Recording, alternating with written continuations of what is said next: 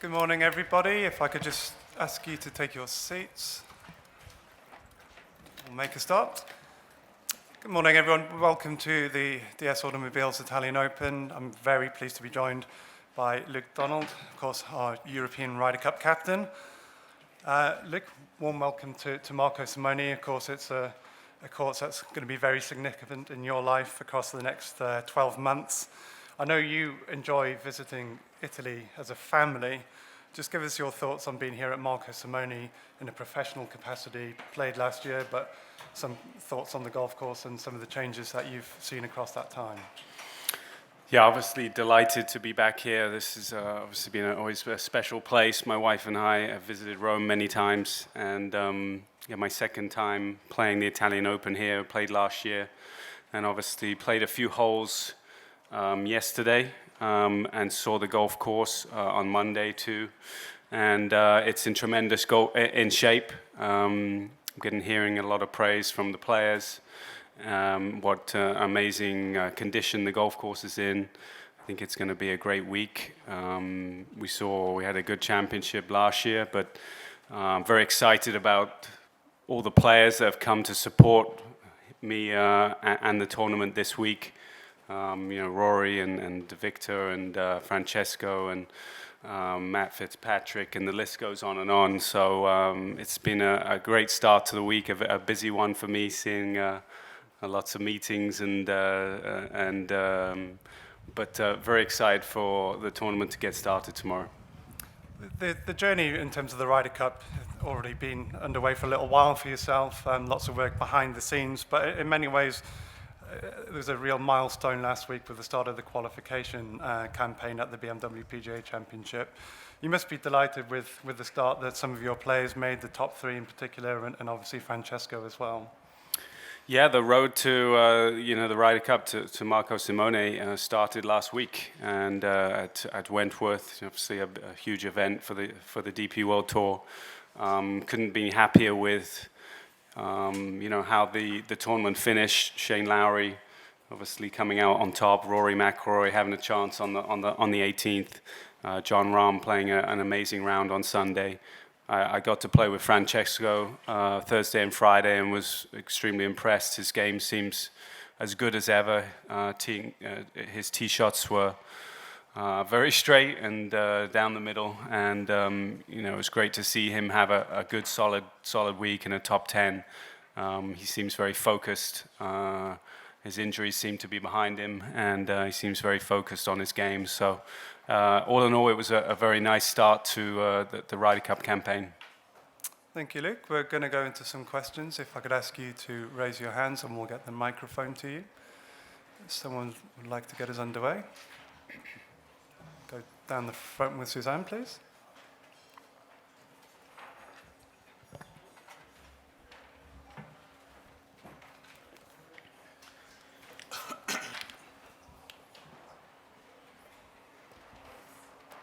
Yes. Good morning. Thank you. Morning.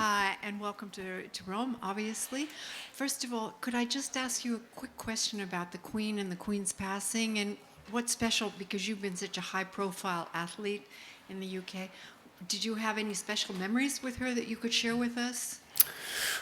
I got to go to Buckingham Palace in 2004 after our first Ryder Cup victory in Detroit, and I was in a room with her. I wouldn't say we had a one-on-one, but she certainly passed through and was able to be in her presence, and a special lady. We obviously saw the amazing reaction from her sad passing, but I think everyone on reflection saw her as an amazing lady that dedicated her life to serving her country and the duty, and I think that was shown in just the reaction from everyone who was there. It was a strange day, her passing, but again, I think we'll look back on her life and celebrate what an amazing lady she was, and how she ruled with such dignity and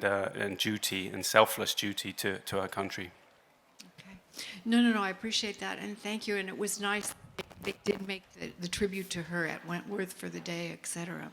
Now, coming to Marco Simone, which I'm sure is of more interest to everybody here, you played here last year and you did a few holes. What is your feeling about this course, and how does it compare with other Ryder Cup courses that you played with, both on this side of the Atlantic and on the other side?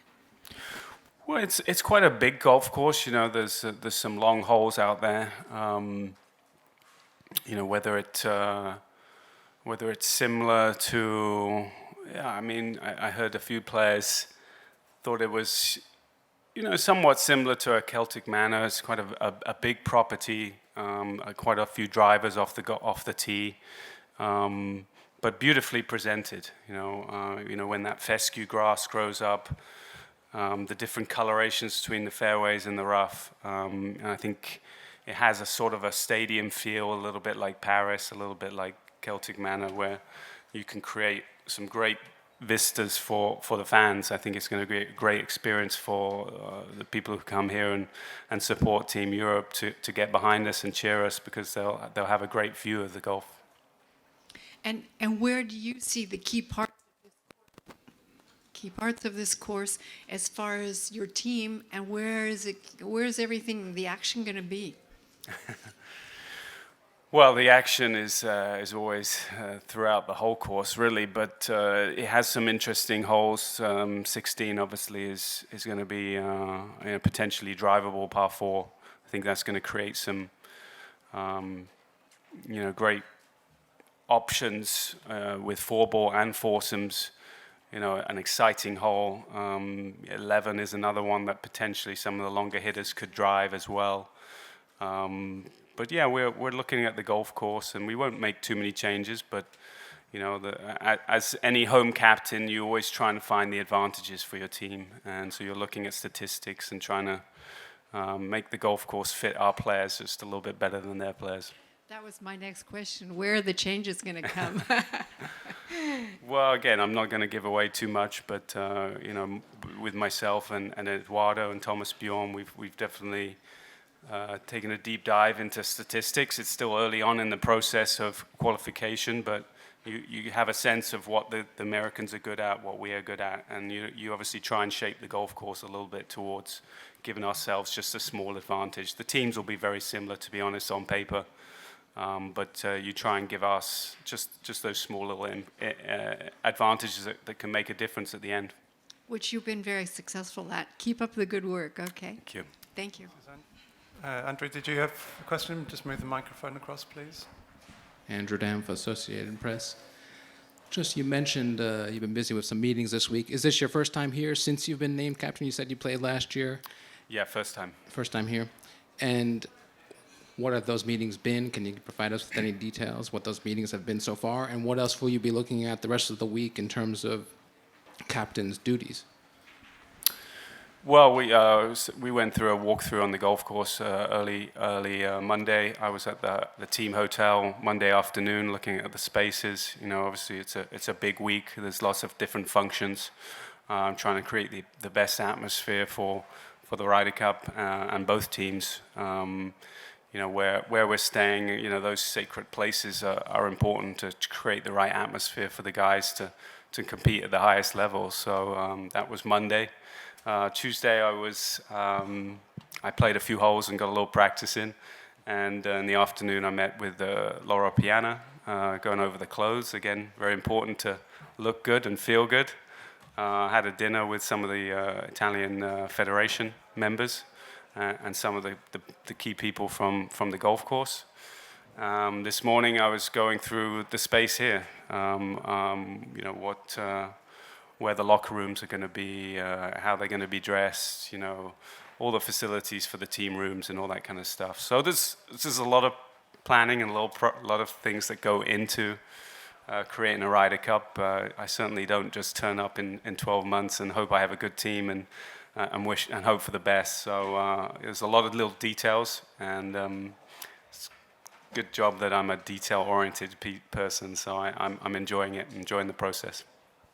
Did Henrik pass on any of his information that he had garnered when in his months as captain? Did he pass on his notebook, or how did that go on? I mean, obviously, Henrik had a couple of meetings, I think, with Eduardo and Thomas, and some of that was shared with me, but it was still pretty early in the process. And the inevitable question about eligibility in terms of the live players, where do we stand at this point? Is it open to everybody at this point, or what are you thinking? Nothing has really changed since I was appointed back in August. We're still a little bit in limbo. We don't know what's going to happen with the lawsuit, so I'm trying not to really put too much energy into it. Once we have a clearer picture, then I can give you better answers. Thanks, Andrew. Any more questions? Just move the microphone along this way, please.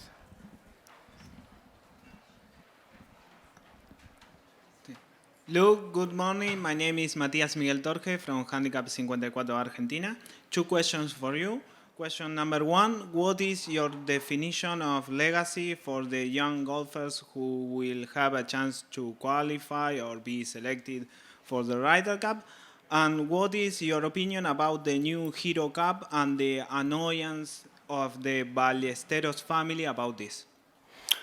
Well, the first one, the legacy of the young players, I think there's a great opportunity, like every year, for young players to come through and make the team. It'll be my goal and my opportunity to try and make it clear how big of an event the Ryder Cup is. I think my first Ryder Cup back in 2004, I understood it was a big event, but once I got and played it, I didn't really understand the enormity of it, the impact it has on golf, the impact it has on encouraging a new generation of players to take up the game, to create history. It's an event like nothing that we play week in, week out, because we come together as a team and put all our individual assets to the side and come together to create something that's bigger than just ourselves. So that'd be my message to some of the young players. This is a great opportunity to create that legacy. Obviously I've got to play with a few the last few weeks. I get to play with Guido Migliozzi tomorrow, and Adrian Moronk, another guy that just won on the European Tour. I'm excited to see their games, but again, I'll be keeping my eye on some of the younger, exciting talent to try and make this team. The second part, the Hero Cup is an exciting new team event that based off the Seve Trophy and the Eurasia Cup. Obviously, it's my understanding the European Tour have been in contact with the Ballesteros family, and those conversations are ongoing, and we want to include them as much as possible in that event. Thank you. Appreciate it. Thank you. Do you have any more questions for Luke? Just in the row behind you. Thank you. Hi. Hi, Luke. Nice to meet you. It's Federica from Golfiturismo magazine. What do you think about Eduardo and your already work with him? And what do you think of his work with the statistic golf? Well, Eduardo and I obviously played a Ryder Cup together, 2010 at Celtic Manor. I've always been friendly with Eduardo and his brother Francesco, obviously. But I've got to know him even better the last 6 weeks or so. He's very hardworking, very diligent. He's had some great success with his statistics and some of the players he's been working with. I know Mats Fitzpatrick, Victor Hovland, some guys over here, Jordan Smith, I believe, amongst a few other people. So his work is great. I've certainly been leaning on him quite heavily. Again, he's very diligent. He comes back to me with answers straight away. And he's been a pleasure to work with. I have another question. You play a lot of Ryder Cup and also in vice captain role. What kind of captain do you think you are? I think, I've tried to pick up things that I like from the captains that I've been under. I think you base your captaincy on the characteristics of yourself. I've always seen myself as someone that He always does what he says he does. Has a lot of integrity.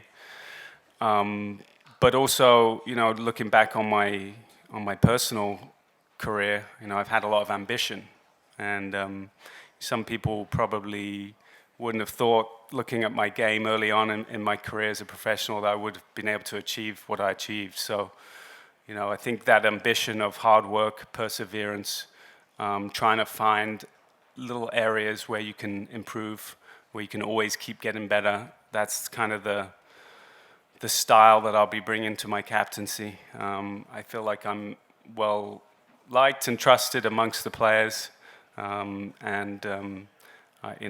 I'm very excited to get going on this journey and try and be the leader for them. Okay, do we have any more questions? If not, okay, well, Luke, thank you for joining us. We wish you well both on and off the golf course this week. If I could just ask the photographers to come forward, we're just going to do a very quick photograph with Gianpaolo Montali. Thank you, everyone.